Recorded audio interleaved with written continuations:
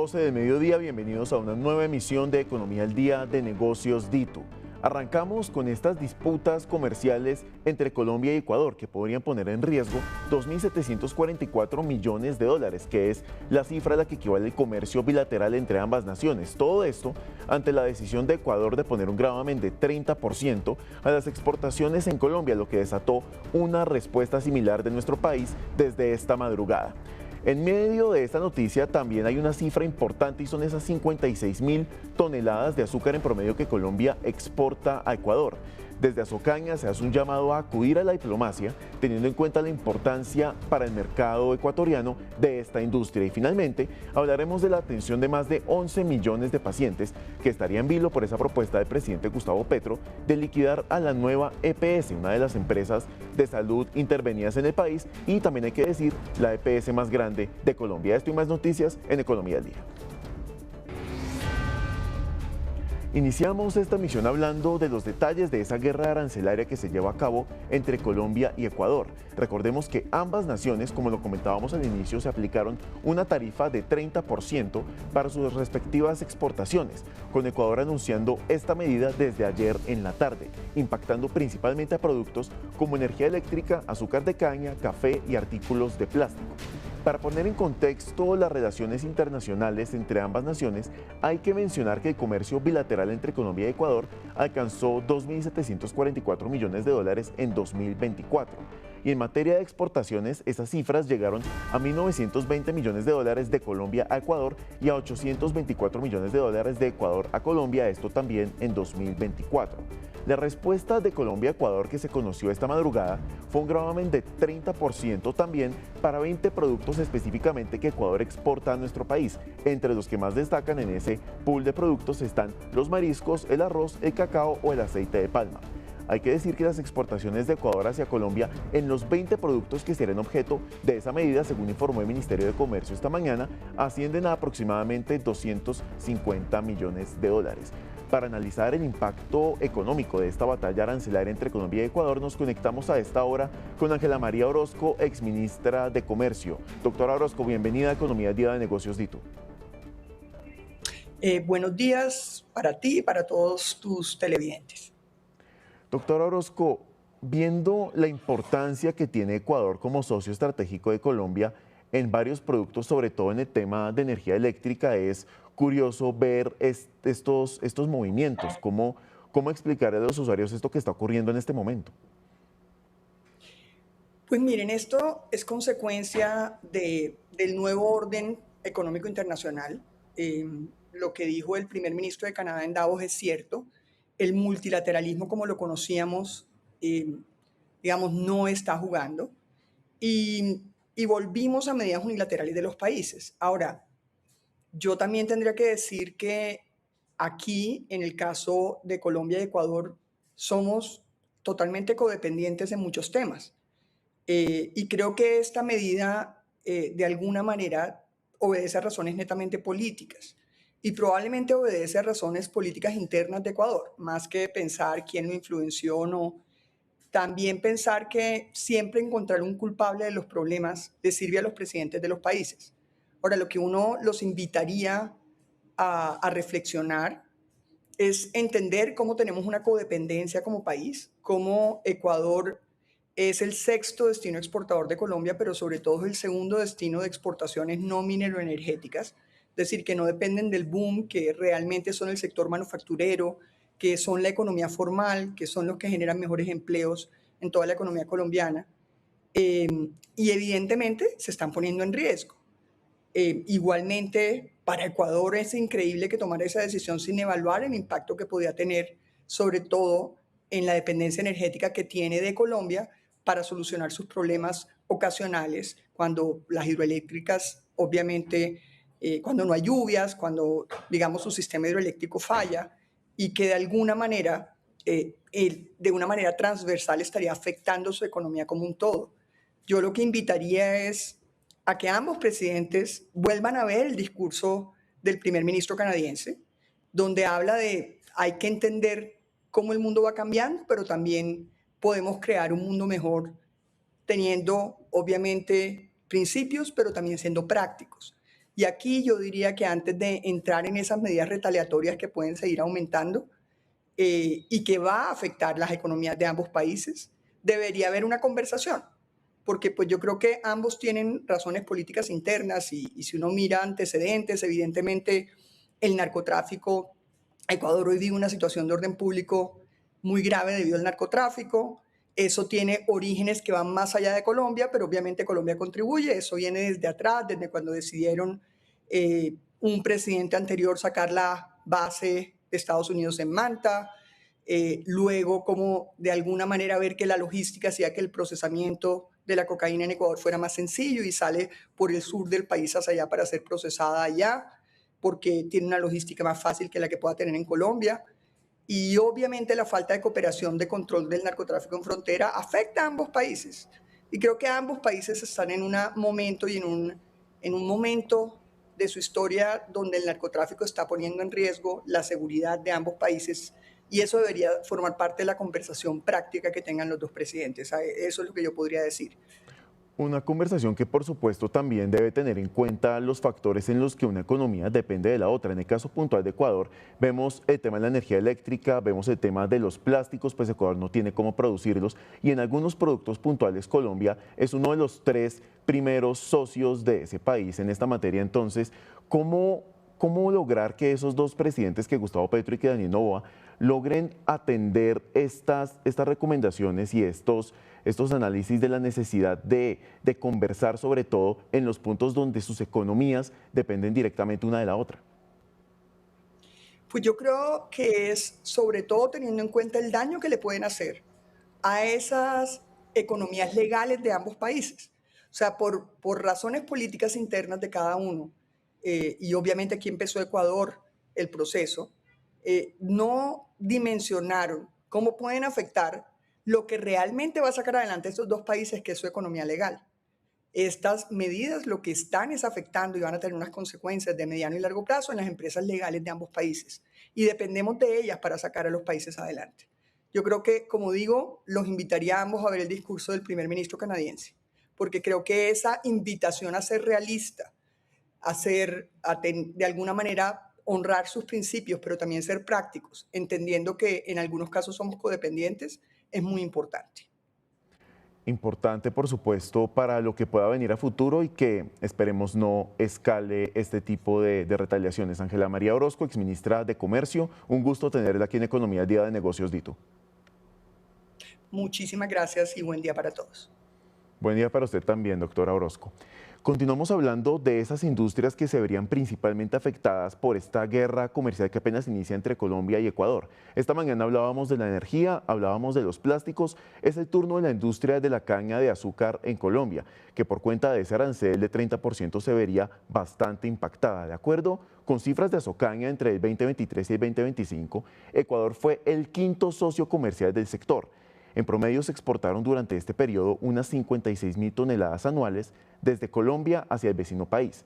Esto en cifras representa unos 35,7 millones de dólares. Y para analizar precisamente esos datos nos conectamos con la presidenta de Asocaña, Claudia Calero. Doctora Calero, bienvenida a Economía del Día de Negocios, Dito.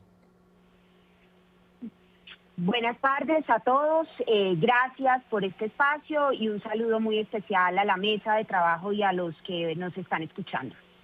Gracias, doctora Calero. Son cifras muy importantes las que acabamos de mencionar y llama la atención que Colombia sea esté en el top 5 de socios de Ecuador con respecto a la industria azucarera. ¿Esto cómo podría impactar a la industria en general? Bueno, primero decir que Ecuador ha sido un socio comercial muy importante para Colombia en materia de azúcar. Como bien usted lo manifestaba, nosotros enviamos a Ecuador un monto de exportaciones muy importantes, más de 56.000 toneladas de azúcar anuales. Nosotros cubrimos la mitad del déficit de azúcar que tiene ese país. Es nuestro quinto mercado más importante para el azúcar de Colombia a los mercados mundiales.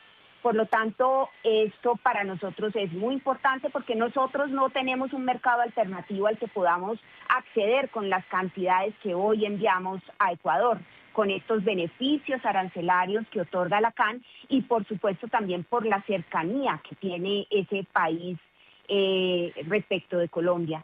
Entonces, implica para nosotros perder relaciones comerciales con compradores que han sido históricos, compradores que nos ha tocado mucho esfuerzo, que ha sido con esfuerzo mantenerlos, fidelizarlos y demás. En ese contexto, pues para nosotros también es muy crítico y para Ecuador, pues también pierde una oportunidad con el azúcar de Colombia por los beneficios que tienen de cercanía, de oportunidad y por supuesto también de fidelización de esos clientes, como ya bien lo habíamos manifestado. En ese sentido, pues estamos muy preocupados y por el bien de ambos países, de sus mercados, de sus empresas y de los empleos sobre todo, pues llamamos a la concordia, a que se gestionen los canales diplomáticos y que se establezcan esos canales de diálogo que merecemos ambos países, que se busquen consensos y que sin duda podamos volver a rescatar esa hermandad que siempre nos ha caracterizado.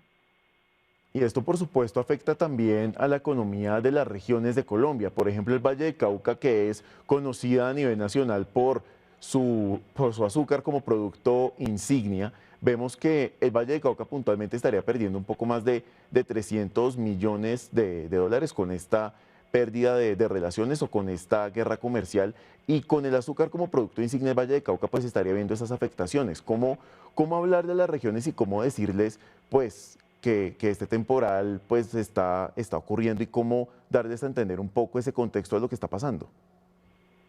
Es muy importante siempre ceñirnos al deterioro que puede causar en el mercado, en las empresas y en los empleos. Es que estas decisiones afectan la generación de empleo y la generación de empleo está muy ligada a los temas de seguridad. Si nosotros tenemos empleos estables, generamos empleos estables, duraderos y demás, pues es una muralla que le ponemos a la criminalidad y a la violencia. En ese sentido, es por eso tan importante buscar esos canales de diálogo, llevar a la concordia y por supuesto solucionar este tema que no le conviene a nadie.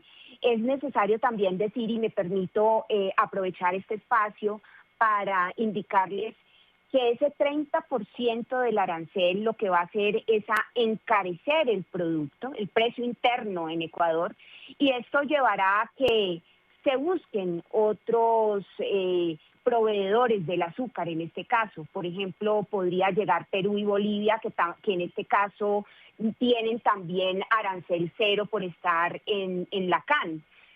Y un cliente que se pierde es un cliente que muy difícilmente se vuelve a lograr obtener. Así que esto sin duda para todos es una noticia bastante preocupante que esperamos que ambos países y sus canales diplomáticos resuelvan. Y usted hablaba de multilateralismo también, de la CAN, por ejemplo, doctora Calero. ¿Cómo hablar con esas comunidades económicas para que no solamente haya un mayor apoyo entre estos países, sino que esa cooperación económica sea todavía más fuerte? De acuerdo, y yo creo que es también muy importante poner los ojos en la Comunidad Andina de Naciones, en la CAN. Tenemos muchos beneficios los países que la conformamos porque hay un beneficio de arancel cero, pero también hay que tener una reflexión de que los países que hacemos o que conformamos esta Comunidad Andina de Naciones, pues Efectivamente, todo esto muy importante para el futuro de este debate. Claudia Calero, presidenta de Azocaña, fue un gusto escucharla aquí en Economía Día de Negocios Dito. Ok, muchas gracias. A usted por acompañarnos, doctora Calero. Y en la sede del Ministerio de Minas, el ministro Edwin Palma entregó declaraciones sobre esa decisión de suspender la venta de electricidad a Ecuador tras la decisión del vecino país de imponer esos aranceles de 30% a las exportaciones colombianas. Allá está nuestra compañera Laura Rojas, que nos va a contar más detalles de lo que se habló en esa rueda de prensa. Laura, buenas tardes. ¿Qué dijo el ministro? ¿Qué tal, Sebastián? El ministro fue enfático en decir que esta medida hace parte en respuesta de lo que tuvo ayer esa imposición de aranceles de los productos colombianos que llegan a Ecuador. Dice que en este momento ese documento está en proceso de comentarios y que esta medida se va a implementar a partir de las 6 de la tarde de hoy. Sin embargo, también preocupa un poco lo que del otro lado, en este caso Ecuador, pues le responde también al gobierno colombiano que 2 horas después que el ministro Edwin Palma haya anunciado pues esta medida a través de X, pues en Ecuador lo que dicen es que también están recibiendo entonces pues esta respuesta y en qué van, cuáles son las medidas para tomar sobre el transporte del petróleo, del crudo, porque déjeme le cuento, resulta que en la frontera entre Ecuador y Colombia, pues funciona un oleoducto que el dueño es Ecuador. Sin embargo, hay un tubo que es operado por Cenit. Cenit es una de las filiales de Ecopetrol que conecta a ese oleoducto acá en territorio colombiano, sobre todo pues en el Putumayo. Sin embargo, pues refina, hace pues todo este proceso de la combustión, en este caso Ecopetrol, pero sin embargo, pues todo ese crudo pasa por ese oleoducto de Ecuador y probablemente lo que puede pasar es que se impongan aranceles por ese tránsito de petróleo. Sin embargo, también los analistas, esto todavía no ha ocurrido, pero puede ser uno de los panoramas que está sobre la mesa, que también se entrega de ese crudo y por supuesto, pues a perder por ahí este negocio. Hay que decir pues que quien opera este tubo es Ecopetrol, en este caso Cenit, y son cerca de 11.000 barriles diarios los que pasan por este oleoducto.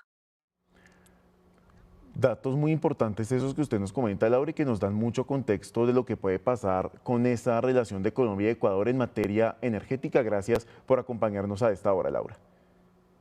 A usted, Sebastián, y por supuesto, pues mira, hay bastante tensión entre ambas naciones, hay una balanza comercial bastante fuerte, no solamente en productos, sino también en bienes y servicios. Los servicios, en este caso, de la electricidad y en el caso de los hidrocarburos.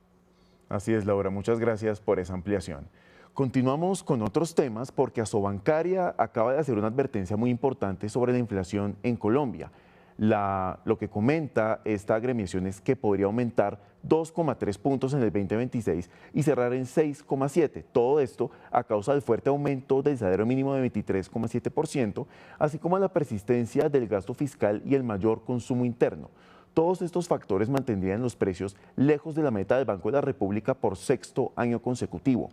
En este escenario de presiones inflacionarias, hay que decir que todo apunta a tener una política monetaria mucho más restrictiva, con posibles alzas de hasta 200 puntos básicos en la tasa de interés. ¿Esto qué consecuencias traería? Primero, frenaría la recuperación económica y aumentaría los riesgos de un estancamiento en un contexto fiscal frágil para Colombia. Para analizar estas cifras y tener un panorama mucho más general de las proyecciones económicas que nos da Asobancaria para este 2026, nos conectamos con Alejandro Lobo, jefe de estudios económicos de la entidad. Alejandro, bienvenido a Economía al Día.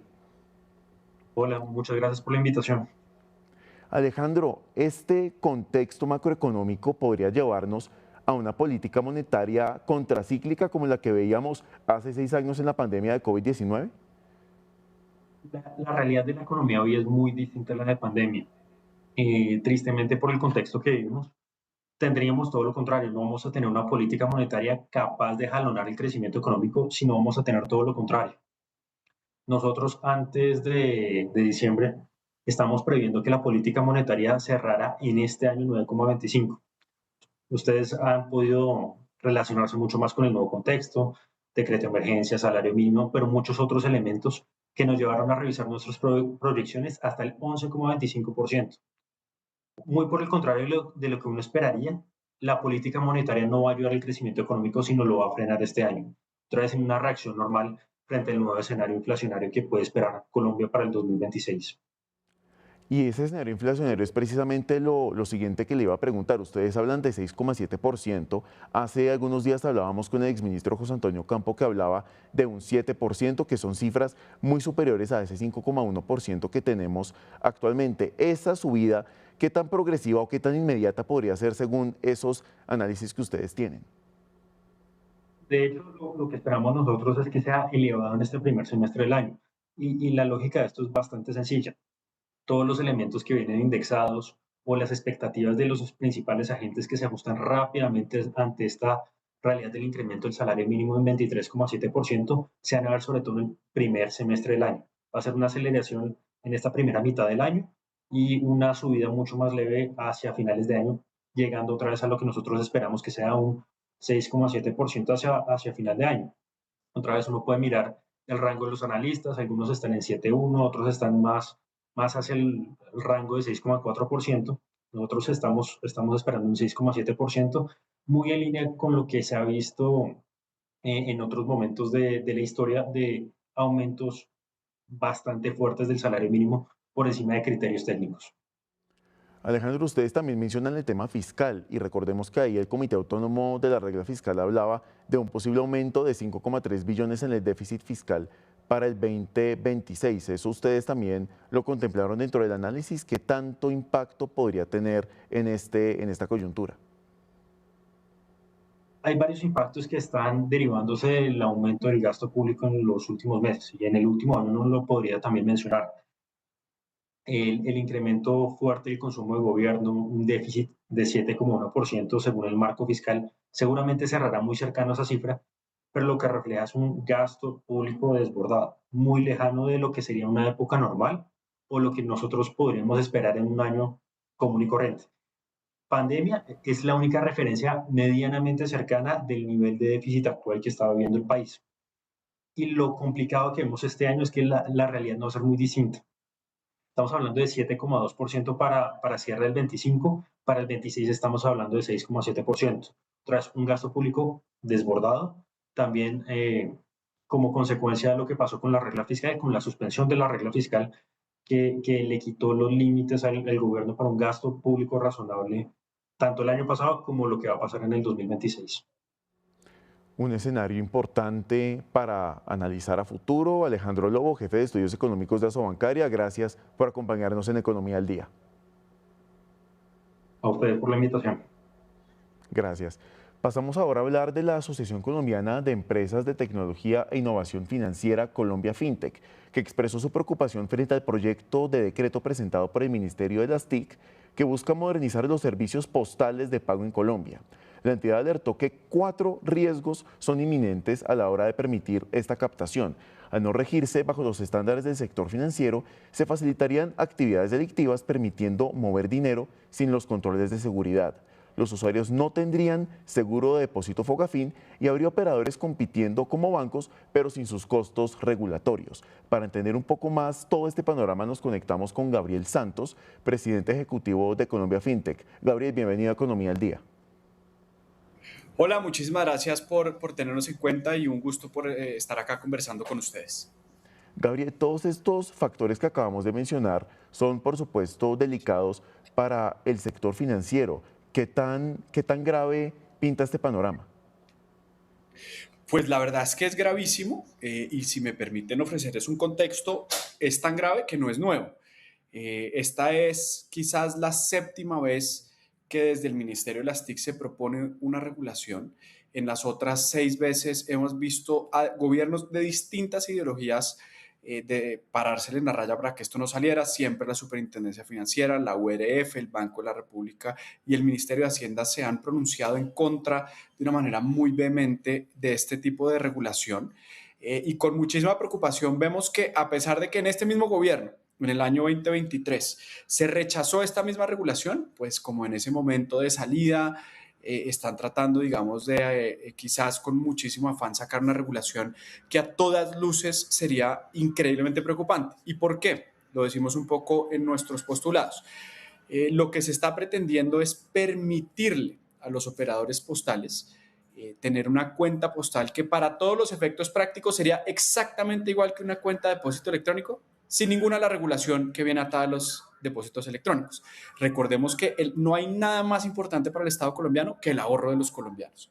Y es por eso que se han creado regulaciones muy agresivas y muy exigentes, y todas con razón, para que si un colombiano deposita sus ahorros en una cuenta electrónica, esos estén garantizados y asegurados, como lo decía usted anteriormente, con el seguro de Fogafín, pero además con que los bancos cumplan con factores técnicos como sistemas de autocontrol, sistemas de gestión del riesgo, sistemas de prevención del lavado de activo y financiación del terrorismo, encajes financieros donde la plata, el patrimonio técnico de los bancos tiene que garantizar esa plata, una larga lista de etcéteras, y una supervisión de una entidad como la Superfinanciera, entidad súper conocedora con más de 1.300 expertos en esta materia. Y ahora pues nos genera a nosotros una preocupación inmensa que se pretenda desde el Ministerio de las TIC, que no tiene la gente, no tiene la experiencia, no tiene el expertise. Se crea una regulación sin ningún tipo, digamos, de similitud a lo que está pasando en el sector financiero, sin ningún tipo de salvaguarda para que estén protegidos los ahorros de los colombianos, sin ningún, digamos, sin ninguno de esos factores de robustecimiento que necesitamos para salvaguardar el ahorro de los colombianos, y ahora se pretende, digamos, a través del MINTIC crear toda esta nueva regulación para crear, para efectos prácticos, un boquete por el cual se van a poder mover billones de pesos, poniendo en riesgo los esquemas antilavos de activos, poniendo en riesgo la captación de los recursos de los más pobres en Colombia, pero sobre todo en un momento muy preocupante. Una cosa que nos preocupa mucho es que esto se esté sacando antes de un proceso electoral que muy seguramente va a ser muy contendido. Y lo que menos debería buscar un país, un Estado, una democracia, es facilitar el movimiento de dineros sin la trazabilidad antes de un proceso electoral. Por supuesto, ese contexto es importante y será objeto de mucho análisis en los días y semanas venideros. Gabriel Santos, presidente de Colombia FinTech, gracias por acompañarnos en Economía al Día. A ustedes, muchas gracias y que tengan un feliz día. Igualmente, Gabriel, buen día para usted también. Ahora pasamos a hablar del sector salud, porque representantes de los pacientes en Colombia están alertando de riesgo ante la posible liquidación de la EPS intervenida que dejó el presidente Gustavo Petro en medio del anterior Consejo de Ministros. Hablamos de la nueva EPS, la más grande del país, que es una de esas entidades que hoy está en intervención y que cuenta con más de 11 millones de pacientes en el país. El panorama es delicado si se tiene en cuenta que no hay infraestructura en otra empresa de salud que pueda asumir la carga que hoy en día tiene nueva EPS. Y para entender esta parte desde el sector salud hemos invitado a Álvaro Molina, él es vocero de la Mesa de Asociaciones de Usuarios en Salud. Doctor Molina, bienvenido. Buenas tardes, muchas gracias. Efectivamente, hablamos de una carga poblacional importante, 11 millones de personas que son aproximadamente el 20% de la población de Colombia y que por supuesto es algo que ninguna otra EPS puede asumir. ¿Cómo explicarle a los usuarios el riesgo que esto implica y qué llamado se le hace al gobierno para que tenga en cuenta este tipo de datos?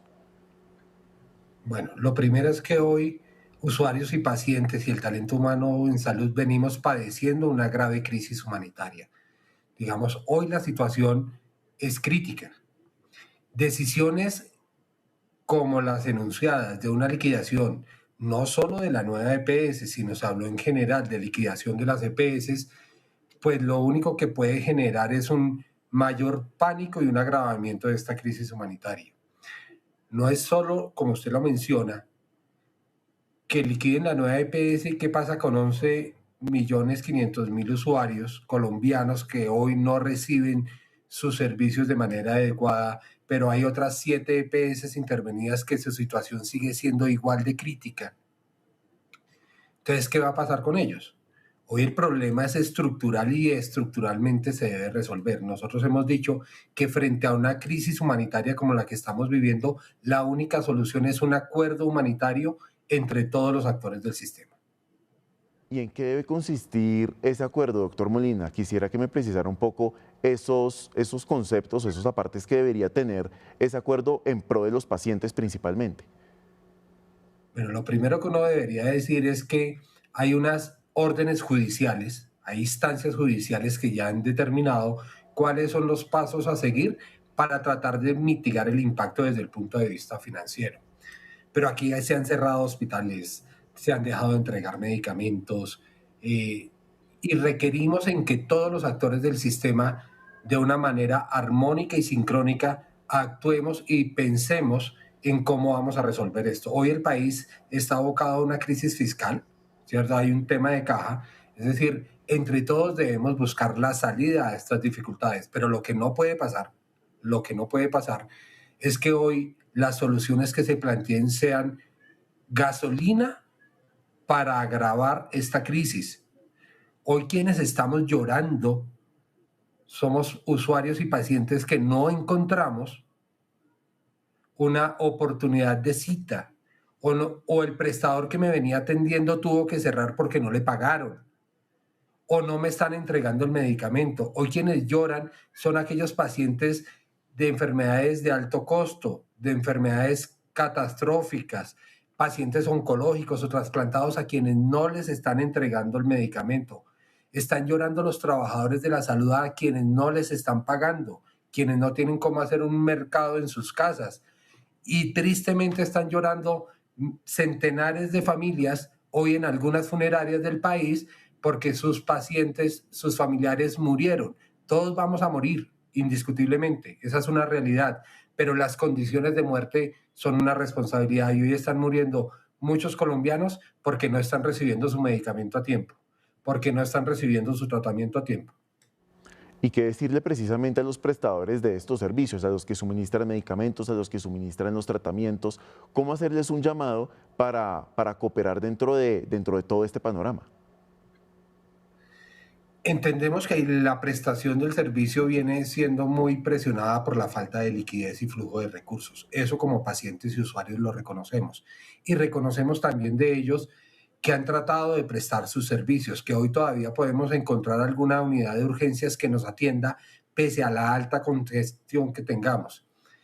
Por eso no hay una solución sola, tiene que ser una solución y una solución que no tenga un tinte revanchista ni ideológico.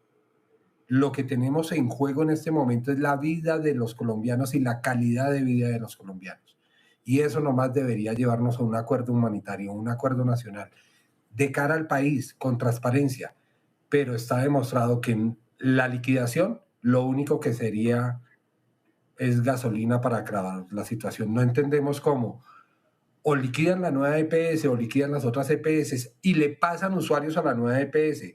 Hoy la nueva EPS no ha podido prestar los servicios de calidad y en condiciones dignas a los usuarios que tiene. ¿Cómo va a ser que reciba, no sé, 1 millón, 2 millones de usuarios más? Porque eso también se está rumorando. Hoy tenemos una batalla contra usuarios y pacientes y lo que hoy nosotros pedimos es que haya un acuerdo humanitario, un acuerdo entre todos y que cesen las hostilidades contra la vida de los colombianos. Por supuesto, estaremos muy atentos a lo que sucede con el futuro de la nueva EPS y esa eventual liquidación que se propone desde el Gobierno Nacional. Álvaro Molina, un gusto tenerlo aquí en Economía al Día. Gracias a ustedes, muy amables. A usted por aceptar la invitación. A las 12:32 del mediodía vamos a una pequeña pausa comercial de 100 instantes. Regresamos con más noticias económicas de Colombia y el mundo. Ya nos vemos.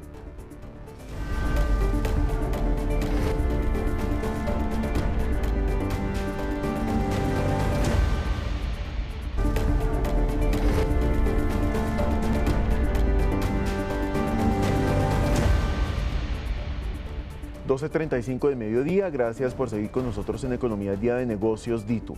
Seguimos hablando de la Corte Constitucional que admitió la solicitud del alcalde de Medellín, Federico Gutiérrez, donde solicita el aplazamiento de los efectos de la emergencia económica que decretó el gobierno del presidente Gustavo Petro. Esta medida por parte del alcalde de Medellín se suma a la que ya hizo el presidente de la Corte Constitucional, Jorge Enrique Ibáñez, quien también pidió suspender el decreto y dejarlo sin efectos de manera inmediata. Hay que mencionar que con este decreto de emergencia económica, el gobierno busca recaudar 11 billones de pesos y que a su vez esta medida se tomó tras el fracaso de la tercera reforma tributaria que buscaba 16,3 billones de pesos para terminar de financiar el presupuesto general de la nación, que va por 546,9 billones de pesos. Para el 2026, la ANDI proyecta que se volverían a vender más de 1 millón de motos en Colombia, replicando el récord de 2025, más de 1,1 millones de unidades. También hay que decir que el parque automotor superaría los 14 millones de motos registradas en el RUNT. Además, la ANDI resalta que esto hace parte de una transformación estructural donde la moto se convierte en un medio esencial de movilidad y generación de ingresos para millones de colombianos, especialmente aquellos que viven en estratos bajos y medios. Además, destacan la importancia de mejorar la seguridad vial en todo el país.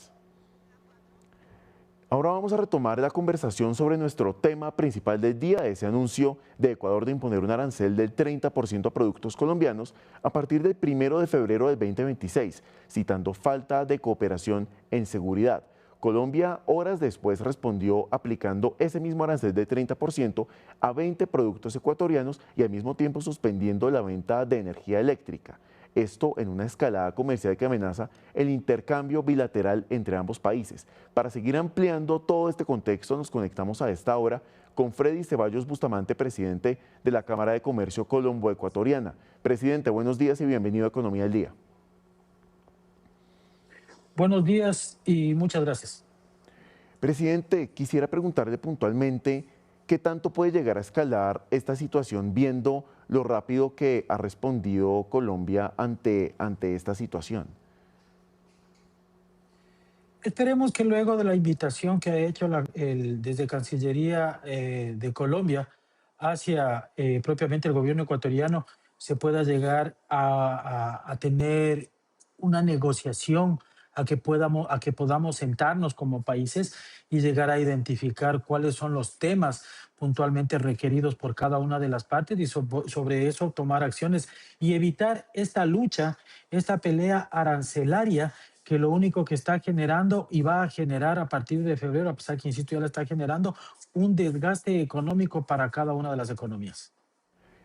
Hay varios detalles aquí que hay que analizar, presidente. Uno de ellos es pues, el impacto de la economía informal, que lo comentábamos al inicio de esta emisión con una de nuestras invitadas.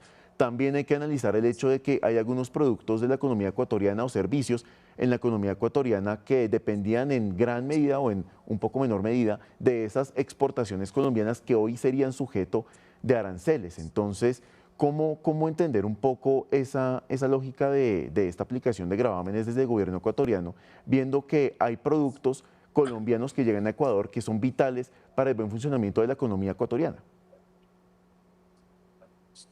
A ver, la economía ecuatoriana con la economía colombiana son economías complementarias, sin lugar a duda. Y no solamente por el hecho de ser vecinos tan próximos, un tema de idioma, un tema cultural, un tema climático y un tema de complemento por donde lo queramos ver. Si bien es cierto, Ecuador-Colombia tenemos una balanza comercial deficitaria de aproximadamente 1.000 millones de dólares, voy a dar números cerrados, ya que nosotros como Ecuador compramos hacia ustedes, hermanos colombianos, cerca de 2.000 millones de dólares y ustedes en contrapunto nos compran aproximadamente 1.000 millones de dólares, generando este déficit comercial. Uno de los temas importantes dentro de esto y de efectos económicamente fuertes, si lo queremos llamar así, es que de los 2.000 millones que nosotros adquirimos desde Colombia, que van a ser grabados con el 30% a partir del 1 de febrero, el 60% de estos 2.000 millones corresponden a materias primas para producción y generación de producto terminado en el Ecuador. Entonces, sobre la base de este 60% se va a hacer un incremento directo en el mercado ecuatoriano que será trasladado directamente al consumidor y encarecerá desde el punto de vista de capacidad de adquisición cada uno de los hogares ecuatorianos. Y el 40%, que es un 40% importante, está principalmente localizado en productos terminados que son como productos terminados importados desde Colombia para poder ser comercializados en el Ecuador. El momento que estos productos a título total al 100%, el efecto del 30%, se quieran introducir en el mercado, estoy completamente convencido de que van a perder competitividad, afectando, entre otras cosas, o beneficiando al incremento de desempleo que ya tenemos en nuestro país. Por otra parte, también, no estuve en la parte inicial del programa, pero como usted comentaba, incentivando el contrabando. ¿Y el contrabando qué significa? Entre otras cosas, dejar de percibir ingresos tanto el gobierno ecuatoriano como el gobierno colombiano. Hablamos de desempleo, hablamos de contrabando, hablamos de aumento de precios, cosas que se traducen directamente en impactos serios y graves para la población ecuatoriana en este caso. ¿Qué soluciones se plantean desde el Ecuador, presidente? Y sobre todo, ¿qué opciones hay de llegar a un consenso para resolver estas diferencias, viendo los impactos tan graves que usted acaba de mencionar? Y también, bueno, no hablamos sobre el tema de energía, que la posición de corresponsalía desde el gobierno colombiano también ha sido suspender cualquier tipo de provisión energética en caso de que el Ecuador la requiera. Sin embargo, la solución no necesariamente, como toda solución ante un conflicto, no necesariamente viene de un solo lugar. O sea, no es un tema solo del Ecuador. El Ecuador tiene, y el presidente, estoy completamente convencido de lo que le digo, tiene todos los argumentos necesarios para poder haber aseverado que la afectación o la falta de cooperación por parte del presidente de Colombia, principalmente en el tema de inseguridad, es un existente claro. No me queda una duda, a pesar de que no es un tema económico, y de hecho ese es el principal problema, de que existe un default por parte del presidente de Colombia en este tema. Sin embargo, el problema cierto es que traer un tema político, económico, hacia un tema arancelario es lo que realmente a nosotros como industriales y como sector de la producción en el Ecuador y yo como presidente de la Cámara Ecuatoriano-Colombiana nos está trayendo bastantes complejidades dentro del análisis de cuáles van a ser los impactos económicos. Pero como yo le decía, no se puede esperar únicamente y preguntarnos qué va a hacer Ecuador. ¿Qué va a hacer Ecuador? No es la respuesta, es qué vamos a hacer o qué va a hacer Ecuador y qué va a hacer Colombia.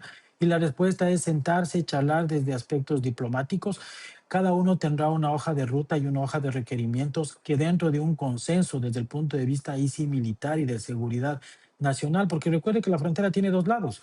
La frontera no solamente es de Ecuador, la frontera debe ser cuidada, que no pasen hacia Ecuador y Ecuador debe cuidar que no entren a nuestro país. Es un tema bilateral.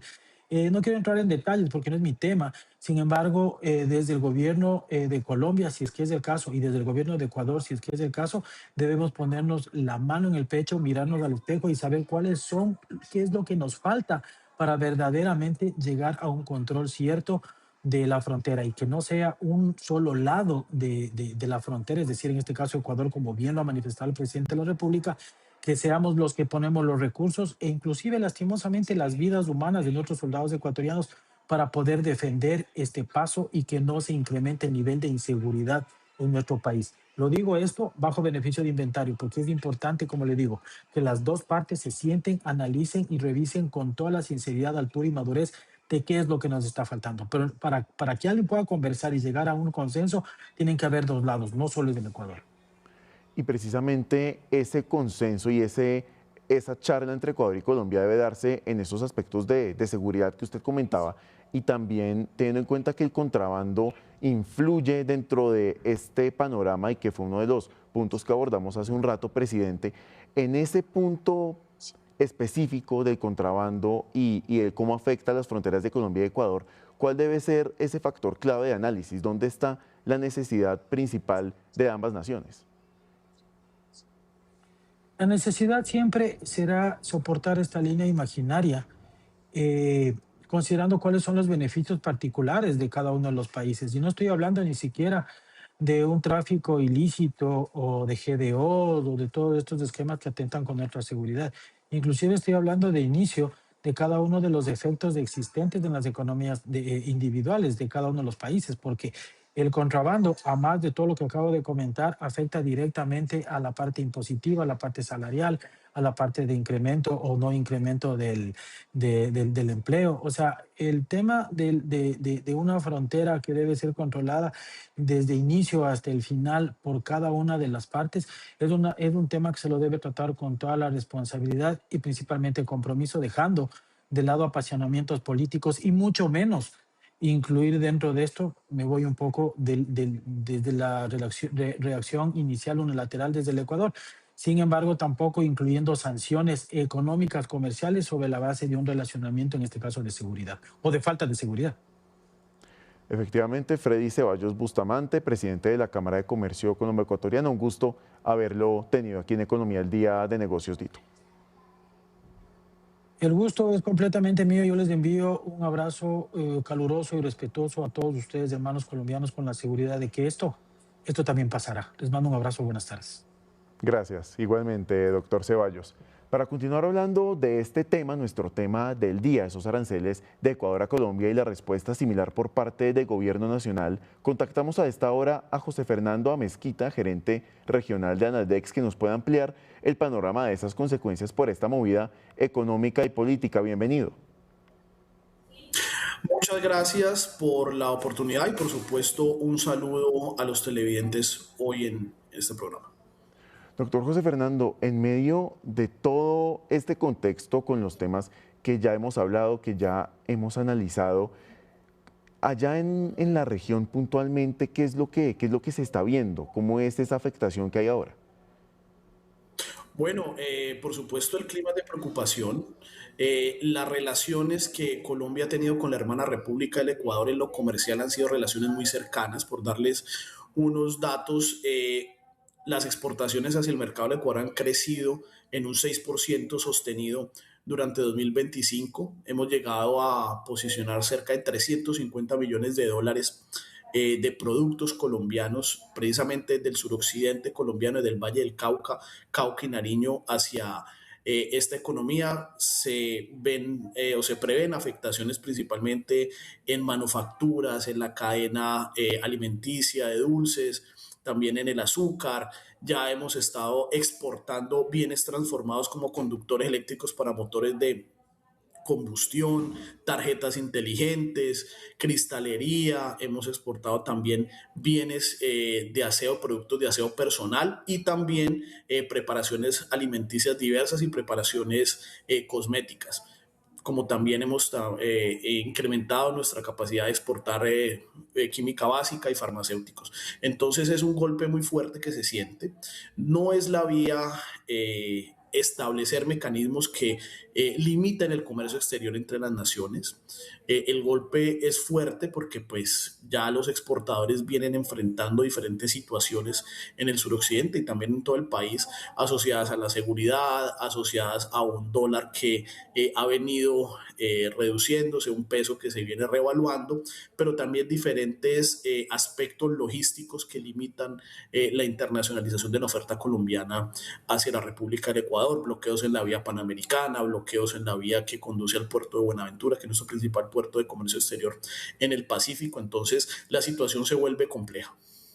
Usted menciona 3 departamentos que son vitales dentro de esa relación comercial entre Colombia y Ecuador: Valle, Cauca y Nariño, no solamente por lo que le aportan al vecino país, sino por su cercanía a nivel geográfico. ¿Qué ha podido conocer de esos 3 departamentos en cuanto a consecuencias, digamos, inmediatas de esta decisión? Si bien esto empieza a aplicar desde el 1 de febrero, ¿ya se empieza a ver alguna medida, alguna estrategia que se esté tomando para tener planeación para cuando llegue el momento de que esto entre en rigor? Bueno, como les mencionaba, esos son algunos bienes característicos que se exportan hacia Ecuador. Nosotros lo que le hemos sugerido a nuestros empresarios es monitorear la situación, hablar con sus socios comerciales frente a este nuevo desafío, hacer más eficientes las cadenas logísticas para llegar a un menor costo y que no vayan a perder competitividad nuestros bienes posicionados en la economía de la República del Ecuador. Y es muy interesante porque eso también se traduce en empleos. Entonces también en empleos podemos intuir que pues habrán pérdida de empleos si esto aplica fuertemente, pero también la necesidad de reforzar vínculos comerciales con diferentes naciones, tanto cercanas en Sudamérica como ya socios internacionales. Por eso les mencionaba, es muy importante revisar muy bien esta situación porque Ecuador es el segundo socio comercial de la región del suroccidente colombiano. Nos compra el 13% de la oferta exportable. Una oferta exportadora que por supuesto es vital dentro de todo este contexto. José Fernando Amezquita, gerente regional de Anadex, gracias por acompañarnos en Economía del Día. Gracias a ustedes, por supuesto, y estaremos monitoreando la situación. Efectivamente, también estaremos muy atentos a lo que ocurra en los próximos días. Con estas noticias a las 12:51 de mediodía nos despedimos. Gracias por acompañarnos en esta emisión y los dejo con toda la programación de Negocios Dito. Feliz tarde.